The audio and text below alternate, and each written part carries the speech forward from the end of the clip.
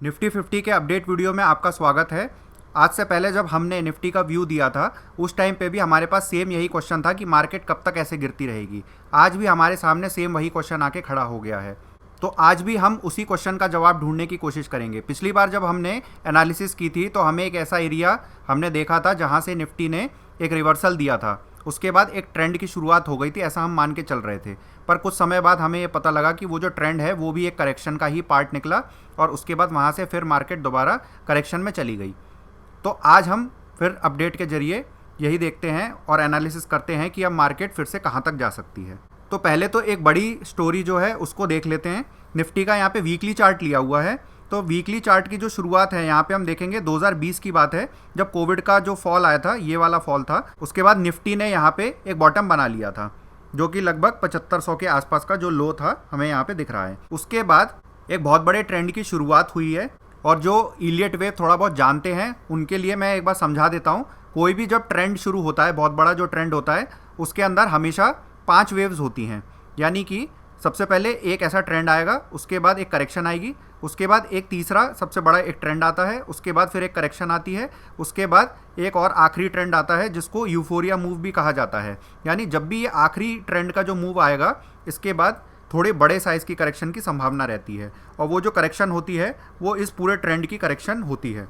और जब भी कोई ट्रेंड ऐसे ऊपर की तरफ जाता है उसके अंदर हमेशा वेव काउंटिंग की जाती है। तो जो सबसे पहला ट्रेंड होता है उसको 1 से इंडिकेट किया जाता है, उसके बाद जो पहली करेक्शन होती है उसको 2 से दिखाया जाता है, उसके बाद दूसरा जो सबसे बड़ा ट्रेंड होता है उसको वेव 3 बोला जाता है, जो कि पूरे ट्रेंड में यूजुअली सबसे बड़ा होता है, पर ऐसा ज़रूरी नहीं है, अभी के केस में हम बात करेंगे। इसके बाद जो सेकंड करेक्शन आती है उसको वेव 4 बोला जाता है, जो कि बहुत ज़्यादा टाइम वेस्ट करती है और इन्वेस्टर्स यहाँ पे मान लेते हैं कि शायद ट्रेंड खत्म हो गया है। पर उसके बाद एक फाइनल मूव आता है जिसको यूफोरिया मूव कहा जाता है, जिसको 5th वेव के नाम से भी जाना जाता है। इसकी स्पेशलिटी ये होती है कि ये अक्सर ट्रैप करने के लिए ही ये वाले मूव्स आते हैं और इसके बाद ही सडनली ट्रेंड रिवर्स हो जाता है, उसके बाद करेक्शन शुरू हो जाती है। तो अभी हम ये देखेंगे वीकली चार्ट पे कि निफ्टी कहाँ से शुरू करके कहाँ तक पहुँचा है। तो जब बॉटम लगी थी वहाँ से हम वेव काउंटिंग यदि करने की कोशिश करेंगे तो हमें इस तरीके से कुछ काउंटिंग दिखाई देगी। जो यहाँ तक का सबसे पहला बाउंस आया था उसको वेव 1 बोला जाएगा, जैसे कि यहाँ पे मैं समझाने की आपको कोशिश कर रहा हूँ। और उसके बाद ये वेव 2 जो पहली करेक्शन होती है, और उसके बाद एक बहुत बड़ा एक ट्रेंड आता है जिसको वेव 3 बोला जाता है। अब जब भी हम किसी भी ट्रेंड के अंदर ये जो 1, 1, 3 और ये जो 5 है, इन तीनों जो ट्रेंडिंग वेव्स हैं, यानी ये जो 2 और 4 वाली जो करेक्शन वेव है, इसको छोड़ करके बाकी की जो 3 वेव्स हैं उनको इम्पल्स कहा जाता है। और बाकी के जो ये 2 और जो 4 यानी सेकंड और जो 4th वेव्स होती हैं, इसको करेक्शन बोला जाता है। अब जब भी हम इन इम्पल्स को जूम करके देखेंगे, यानी कि 1 वाले को, 3 वाले को और आपका जो 5 वाला जो है वेव, इसको जब हम जूम करके देखेंगे तो उसके अंदर भी हमें सेम टू सेम 5 वेव का स्ट्रक्चर दिखाई देना चाहिए। तो उसी के आधार पर काउंटिंग की जाती है कि कौन सी वेव कहाँ ख़त्म हो रही है। तो हमने जब देखा पहला ट्रेंड यहाँ पे ख़त्म हुआ, दूसरा, उसके बाद जो ये तीसरा ट्रेंड है, यानी ये वाला जो ट्रेंड है यहाँ पे जिसकी बात हो रही है, वो एरिया यहाँ से लेकर के यहाँ तक का है। ये पूरा का पूरा एरिया वेव 3 के अंदर ही आ रहा है। उसी के हिसाब से मैंने काउंटिंग यहाँ पे 2 रखी है और यहाँ पर 3 रखी हुई है। अब इसके अंदर भी 5 पार्ट होने चाहिए, तो वो भी यहाँ पे ड्रॉ करके रखा हुआ है। ये देखिए, ये यहाँ से लेकर के ये 1 हो गया, ये 2 हो गया, उसके बाद ये 3 हो गया, ये आपका 4 हो गया और यहाँ तक ये आपका 5। यानी इसके अंदर भी हमने जूम करके देखा तो हमें 5 वेव्स दिख रही हैं और 2 बड़ी करेक्शंस भी हमें दिखाई दे रही हैं। इसके बाद क्या हुआ है, एक बड़े साइज़ की करेक्शन यहाँ पे शुरू हो गई है, जो कि अक्टूबर की स्टार्टिंग से हम देख रहे थे। ये करेक्शन का सिलसिला लगातार चलता आ रहा है। अब जब भी ये वाली करेक्शन पूरी कंप्लीट हो जाएगी तो उसको वेव 4 बोला जाएगा और उसके बाद एक फाइनल एक बड़ी 5th वेव बनेगी। यानी कि यदि मान लीजिए कि ये करेक्शन इस रेंज में कहीं समाप्त हो जाती है तो यहाँ से एक बड़ी वेव ऐसे ऊपर की तरफ जा सकती है, जो कि यहाँ पे मैंने इंडिकेट किया हुआ है उसके अकॉर्डिंग। तो ये पूरा इलियट वेव का कॉन्सेप्ट है। हर एक ट्रेंड इसी तरह से ऊपर की साइड मूव करता है या नीचे की साइड भी इसी तरीके से मूव करता है। जो करेक्शन होता है उसके अंदर 3 पार्ट्स होते हैं, यानी जब भी इस तरीके से ट्रेंड एक ऊपर की तरफ जाएगा 1, 2, 3, 4, 5 की फॉर्म में, तो उसके बाद एक जो करेक्शन आएगी उसके अंदर 3 वेव्स होती हैं। पहली वेव को ए वेव बोला जाता है, उसके बाद इमीडिएटली एक बाउंस आता है जिसको बी बोला जाता है, उसके बाद एक सी वेव बनती है। इस तरह से ये पूरा का पूरा एक इलियट की साइकिल कंप्लीट होती है और जब ये कंप्लीट हो जाती है तो उसके बाद से फिर 1, 2, 3, 4, 5 करके एक नया ट्रेंड शुरू होता है। तो इम्पल्स, उसके बाद फिर करेक्शन, फिर इम्पल्स, फिर करेक्शन, इस तरीके से मार्केट ऊपर की तरफ प्रोग्रेस करती जाती है। बस हमें ये पता लगाना होता है कि ये जो करेक्शन है वो कितने बड़े साइज़ की है और इसका क्या इम्पैक्ट हो सकता है। तो जब हम पिछली बार जब वीडियो के अपडेट में हम ये जानने की कोशिश कर रहे थे कि करेक्शन कहाँ तक जा सकती है, तो उसके अकॉर्डिंग आप ये देखिए इसमें साफ साफ हमें क्या दिख रहा है। करेक्शन ने सेम 3 वेव्स में ही अपनी करेक्शन पूरी की थी, यानी यहाँ तक जो आया था लौट के उसको ए वेव हमने बोल दिया था, ये जो ऊपर गया था इसको बी वेव बोल दिया था, और ये जो नीचे 4 के पास वाला जो एरिया है इसको सी बोल दिया था, और यहीं से हमारी बॉटम बन गई थी। उसके बाद हम ऊपर जा रहे थे। फिर ऐसा क्या हुआ, जब जैसे अभी मैंने बताया था कि जब ABC करेक्शन पूरी हो जाती है तो उसके बाद तो एक नए ट्रेंड की शुरुआत होती है, यही हम मान के चल रहे थे। फिर यहाँ पे ये क्या हो गया यहाँ पे कि अचानक से फॉल आनी शुरू हो गई, तो इसका मतलब क्या है कि क्या करेक्शन एक्सटेंड हो गई है? इसी क्वेश्चन का आंसर अभी हम जानेंगे। तो इससे छोटे टाइम फ्रेम में ये जो पूरी करेक्शन रेंज है इसको हम जूम करके देखते हैं। ये देखिए मैंने वो वाला जो करेक्शन रेंज है उसको जूम करके यहाँ पे दिखाया हुआ है। यहाँ पे डेली का चार्ट मुझे लेना था, पर यहाँ पे 2 डे का चार्ट लिया है, यानी कि एक कैंडल जो है वो 2 दिन के प्राइस मूवमेंट को रिप्रेजेंट कर रही है। ऐसा इसलिए लिया क्योंकि चार्ट में फिर जगह नहीं आ रही थी, क्योंकि काफ़ी लंबी करेक्शन ये चल गई है। तो अक्टूबर की स्टार्टिंग से यहाँ पे 3 वेव का एंड हो गया, जो 3rd वेव थी वो यहाँ पे समाप्त हो गई थी। उसके बाद हम पहली लेग में नीचे आए थे जिसको हम ए मान रहे थे, और दूसरी लेग में जो ऊपर गए थे उसको हम बी मान रहे थे, और जो आखिरी फॉल आया था उसको हम सी मान रहे थे। हमेशा ये याद रखिए कि जो आखिरी फॉल होती है, यानी कि जो ये सी वेव की जो बात हो रही होती है, जो कि करेक्शन का लास्ट स्टेप होता है, यानी 1 2 3 4 5 ऐसे हुआ, उसके बाद ABC, जो ये सी वाली जो वेव होती है ये बहुत ही फास्ट तरीके से नीचे आनी चाहिए। यदि ये नहीं आ रही है तो इसका मतलब है कि कुछ ना कुछ या तो हमारी काउंटिंग में दिक्कत है या हम वेव आइडेंटिफाई नहीं कर पा रहे हैं, क्योंकि सी वेव का करेक्टर ही यही होता है कि वो बहुत शार्प तरीके से नीचे आती है। और जब सी वेव को भी हम जूम करके देखते हैं तो उसके अंदर भी हमें ऐसे 5 वेव्स नीचे की तरफ दिखाई देनी चाहिए। तो उसके अकॉर्डिंग ये होता है कि जब सी वेव का जब बॉटम लगता है तो वहाँ से एकदम तेज़ी से ऊपर की तरफ एक चाल बननी चाहिए। यदि सी वेव का बॉटम बनने के बाद यदि फिर स्लो तरीके से ऊपर जाने लगा तो उसका मतलब यह है कि वहाँ पे बॉटम नहीं बनी है और वो दोबारा नीचे आ जाता है।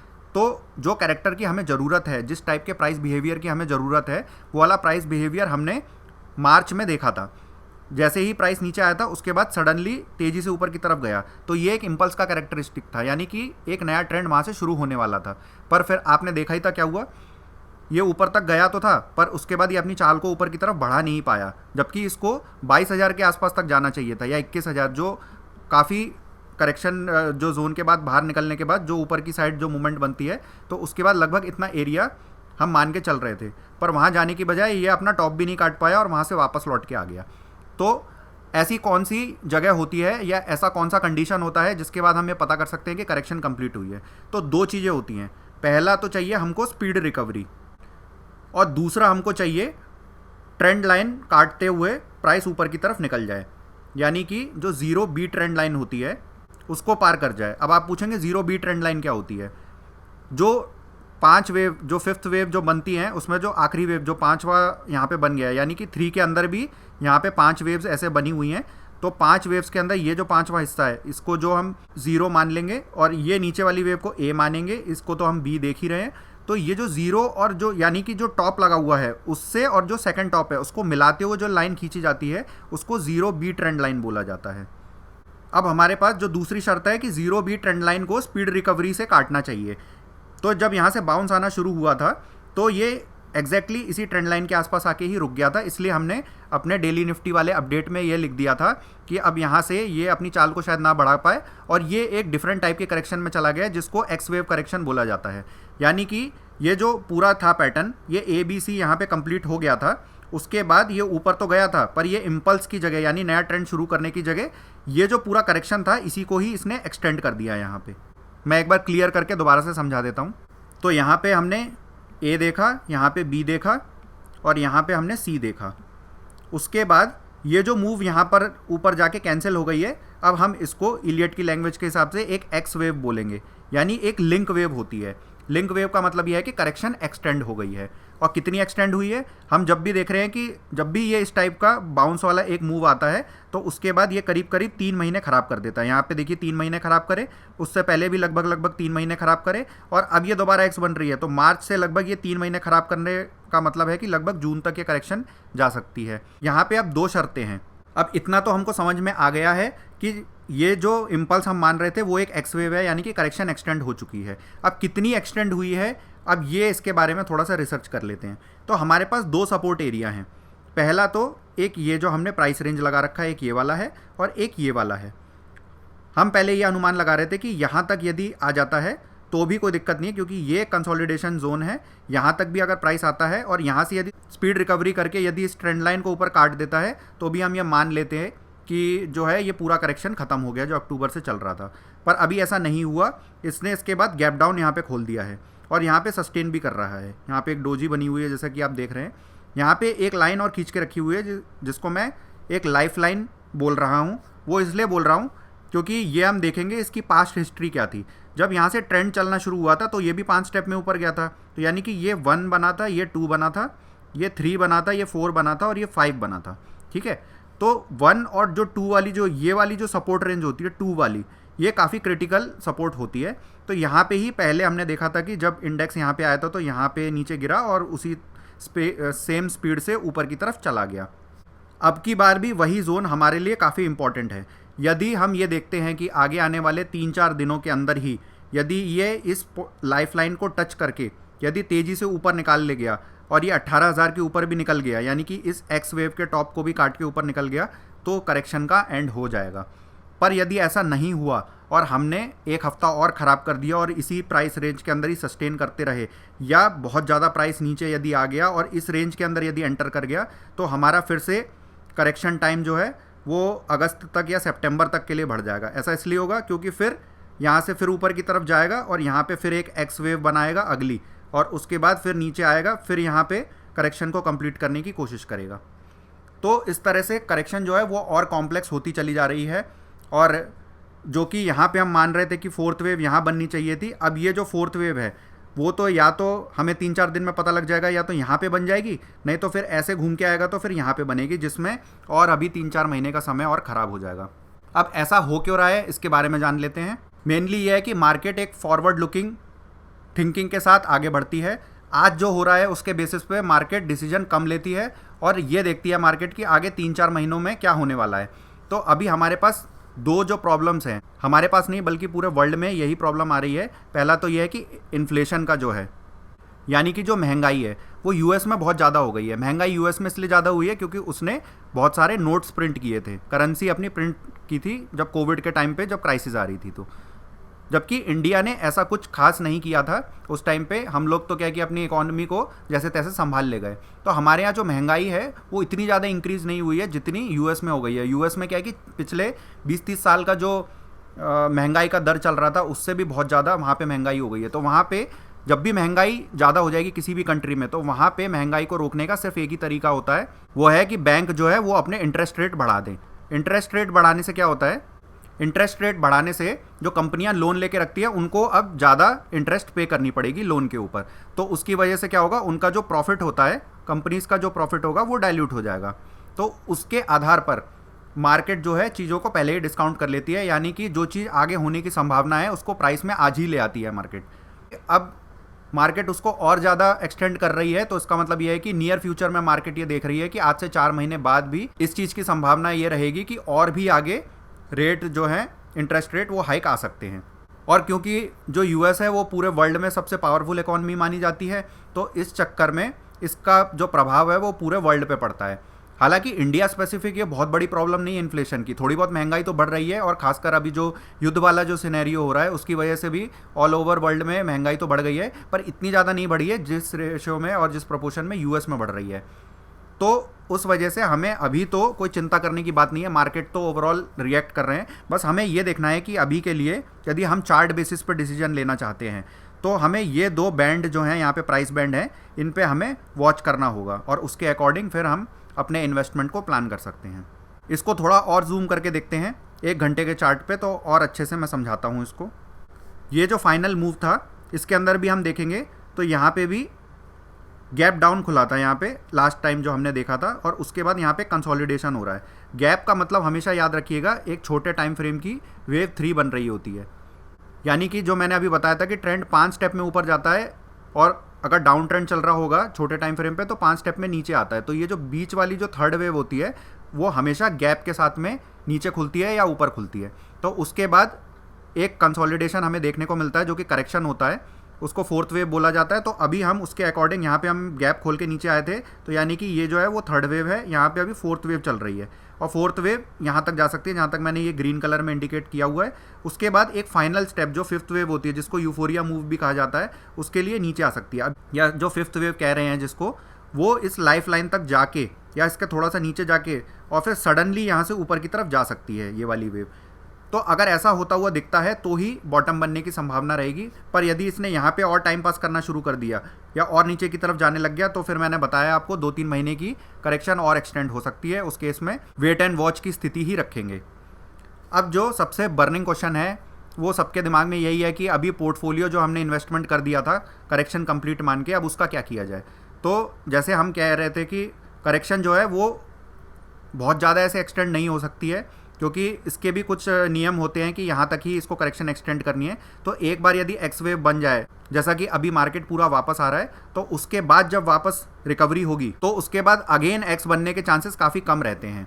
यानी कि बहुत ज़्यादा टाइम एक्सटेंड नहीं हो सकता है, 2 से 3 महीने तक ये चीज़ें टल सकती हैं, पर इससे ज़्यादा नहीं टलेंगी। तो जिसके पास पहले से पोर्टफोलियो बना हुआ है उनको बस पेशेंसफुली बैठे रहना है। इस करेक्शन में क्या होता है, इस तरह की करेक्शंस में जब भी इस तरह की जनरल ग्लोबल करेक्शन हो रही होती है, यानी कि हर कंट्री में एक साथ करेक्शन होती है, तो सारे इंडेक्स में एक साथ करेक्शन आती है, चाहे आपने अच्छे स्टॉक का चुनाव ही क्यों ना किया हो, वो भी नीचे आ जाते हैं। तो उस केस में हमको ऐसा दिखता है कि कई सारे स्टॉक्स जो हमने मान लीजिए इस तरह से लिए थे, यहाँ पे एक कंसोलिडेशन हो रहा था, यहाँ पे हमने एक स्टॉप लॉस लगाया, तो हम चार्ट्स खोल के इंडिविजुअली भी देख सकते हैं कि जिसमें हमने ये सोच के इन्वेस्ट किया था कि यहाँ से ऊपर की तरफ जाएंगे स्टॉक, वो उसी पॉइंट से ब्रेक डाउन करके नीचे की तरफ जाते हुए दिखाई देंगे। ऐसा इसलिए हो रहा है क्योंकि निफ्टी भी खुद अपना टाइम एक्सटेंड कर रहा है, उसमें अब हमारा कोई कंट्रोल नहीं होता है। तो उसी पॉइंट से यहाँ पे ब्रेक डाउन आ रहा है सभी चार्ट में, ऐसा हम देख पाएंगे। तो इसमें भी सेम कहानी बनेगी। अब हमारे पास 2 चीज़ें हैं, यदि आज ही हमें पैसा निकालना है या अगले 1-2 महीने में ही हमको पैसा वापस चाहिए, तो उस केस में हमें अपने कैपिटल को प्रोटेक्ट करना ही करना है। फिर तो जो भी स्ट्रिक्ट स्टॉप लॉस है आपको उसको फॉलो करना चाहिए।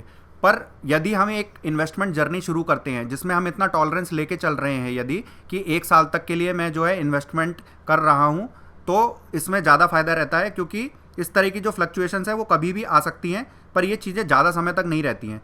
तो अब क्या होगा, यदि आपने अपने स्टॉप लॉस पे यदि किसी स्टॉक को नहीं काटा है, तो उस केस में बस ज़्यादा से ज़्यादा ये होगा कि 2-3 महीने के लिए स्टॉक नीचे बना रहेगा और करेक्शन के टाइम को एक्सटेंड कर देगा। प्राइस वाइज भी आपको दिखेगा कि 10-15% का डैमेज हर रोज़ हो रहा है, और आप देखेंगे कि मतलब किसी किसी स्टॉक में तो 20% तक का भी डैमेज हो गया है। पर उसमें चिंता वाली कोई बात नहीं होती है, क्योंकि जिस दिन मार्केट रिकवर करेगी ना, उस दिन ये नॉन स्टॉप ऐसे जाएगी ऊपर, 18,000 क्रॉस कर जाए, 19,000 क्रॉस कर जाए, इसका कोई भरोसा नहीं है। और ये होगा ज़रूर, ये तो पक्की बात है, क्योंकि करेक्शंस जो है जब ख़त्म हो जाती है तो उसके बाद एक ट्रेंड शुरू होता है।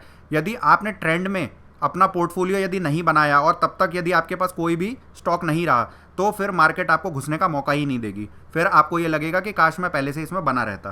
तो यदि आपके पास स्टॉक्स हैं तो उनके अंदर अभी तो यही है कि इस यहाँ पे स्टॉप लॉस लेके निकलना ठीक नहीं है, यदि आपका होराइजन थोड़ा सा बड़ा है। पर यदि आपको इमीडिएटली कैश की ज़रूरत है, तब तो फिर आपको लॉस बुक करके निकल जाना चाहिए। इसलिए बहुत छोटे और शॉर्ट टर्म की ना सोचें, थोड़ा लंबा विजन लेके चलें। इंडिया का भविष्य बहुत अच्छा है और स्टॉक मार्केट भी बहुत अच्छा परफॉर्म करेंगे। बस इस तरह के कुछ फेसेस बीच बीच में आते रहते हैं जिसमें हमें हिम्मत नहीं हारनी होती है, क्योंकि यदि आपने कैश के अंदर अपना माल लेके रखा हुआ है तो कोई भी आपसे आपके जेब से पैसे नहीं निकाल सकता। बस वो टेम्परेरी आपके पोर्टफोलियो में रेड जरूर दिखाई देगा, पर उसके बाद वो फाइनली सबके सब रिकवर कर जाएंगे, और इतने ज़्यादा रिकवर होंगे कि वो लॉस तो कवर हो गई, पर प्रॉफिट भी उससे कई गुना ज़्यादा होगा। तो फिलहाल वेट एंड वॉच का है। और अब अगला जो क्वेश्चन है, दूसरे कैटेगरी वाले लोग हैं जिनके पास इस अभी जितने पैसे लगा दिए उसके अलावा और भी पैसे हैं जिससे वो एवरेज बनाना चाहते हैं। तो एवरेज बनाने के लिए भी सेम यही स्टोरी होगी कि हमें सबसे पहले ये तो देखना पड़ेगा ना कि बॉटम बन रही है कि नहीं बन रही। तो जो शर्तें आपको बताई है कि स्पीडी रिकवरी होनी चाहिए और उसके बाद उसको वो ऊपर ट्रेंड लाइन भी काटना चाहिए। तो पहले तो स्पीडी रिकवरी होते हुए तो दिखाई दे, पहले एक रिवर्सल सेटअप तो दिखाई दे हमको कि हाँ यहाँ से जो है इंडेक्स मुड़ने की कोशिश कर रहा है और मार्केट जो है एक रिवर्सल दे रहा है। यदि हमें यही नहीं दिखेगा तो ये गैम्बलिंग की तरह हो जाएगा ना कि हम हर लेवल के ऊपर इन्वेस्टमेंट करते जाएंगे और मार्केट नीचे आती चली जाएगी। तो इस तरीके से तो इन्वेस्टमेंट नहीं हो सकती है। तो अगर हमने पहले से ही लेके रखा हुआ है तो वेट एंड वॉच करना होता है, नया पैसा नहीं लगाना होता है। नया पैसा हम कब लगाएंगे, जब मार्केट हमको फिर से पूरी तरह से आश्वासन दे दे कि हाँ वो ऊपर जा रही है, तब हम उसमें पैसे लगा सकते हैं, जिससे कम से कम समय में हमारा पैसा ग्रो होने की उम्मीद रहती है और हम करेक्शन में नहीं बैठते और ना ही हमें टेंशन होती है। तो यदि आपके पास कोई दूसरा अर्निंग सोर्स है तो उससे धीरे धीरे आप पैसे अपने जमा करते रहिए। और यदि आपके पास पहले से पोर्टफोलियो बना हुआ है, उसमें यदि कोई स्टॉक्स 0 से लेकर के 3% के आसपास प्लस या माइनस में यदि आपके पास पड़े हुए हैं तो उनको आप काट के कैश को फ्री कर सकते हैं, जिसका इस्तेमाल हम बाद में भी कर सकते हैं। तो मार्केट से आगे भागने की ज़रूरत नहीं है, मार्केट के पीछे रहें हमेशा। मार्केट जो करे उसको फॉलो करना चाहिए, ना कि उससे आगे जाना चाहिए। आप प्लान जरूर कर सकते हैं कि ऐसी ऐसी चीज़ें वर्कआउट हो सकती हैं, पर एक्शन आपको प्राइस के स्क्रीन के ऊपर छपने के बाद ही लेना होता है। पहले कोई भी एक्शन लेने से आपके ट्रैप होने के चांसेस ज़्यादा बढ़ जाते हैं। तो आशा करता हूं कि पूरी निफ्टी की कहानी अब आपको समझ में आई होगी और ब्रॉडर मार्केट में क्या चल रहा है इसके बारे में भी आपको इन्फॉर्मेशन मिली होगी। इसलिए घबराइए मत और एक बढ़िया इन्वेस्टर की तरह काम कीजिए और मार्केट आपको खुद रिवार्ड देगी बहुत बढ़िया। ये मैं नहीं कह रहा हूँ, ये हिस्टोरिकली मार्केट ने ही बोला है, इसलिए चिंता वाली कोई बात नहीं है। यदि आपको ये वीडियो पसंद आई है और यदि आप ऐसे अपने फ्रेंड्स को या फैमिली मेम्बर्स को जानते हैं जो मार्केट में काम करते हैं और आपको लगता है यदि कि ये वीडियो उनके लिए यूज़फुल हो सकती है, तो उनके साथ ज़रूर शेयर कीजिए। इस तरह से आगे आने वाले समय में आपके लिए इस तरह की वीडियोस लाते रहेंगे। Thank you and have a nice day.